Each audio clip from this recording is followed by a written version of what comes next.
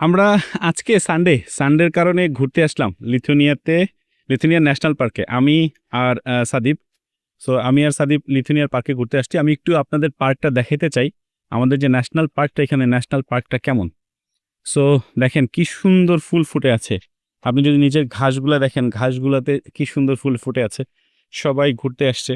So এখানে tourist চলেন, এখানে যে ঝর্ণাগুলো আছে, হ্যাঁ এটা কিন্তু একটা ন্যাশনাল পার্ক, ফ্রি। সো পাহাড়ের গাছগুলা কত সুন্দর। হ্যাঁ, এগুলা টোটালি এন্ট্রি ফ্রি।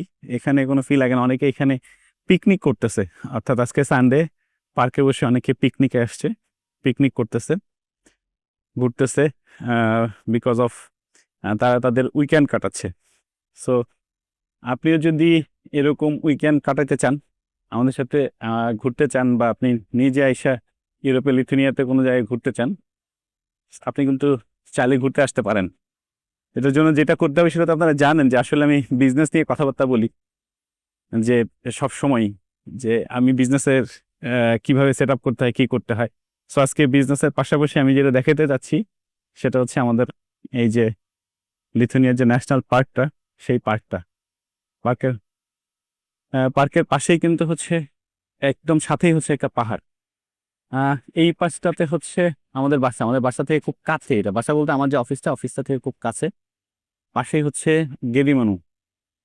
আমরা যাবো এখন গেদু মেনুতে গিয়ে আমরা দেখাবো গেদু মেনুটা।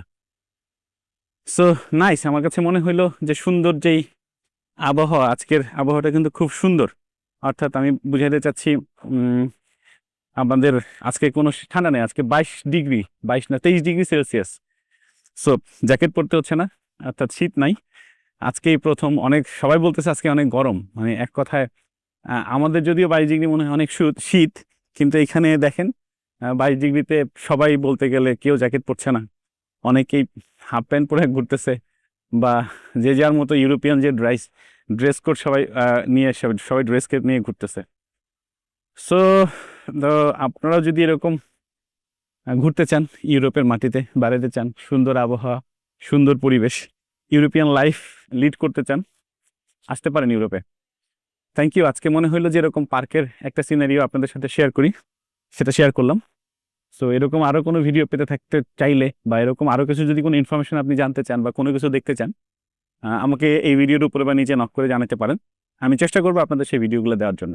Thank you.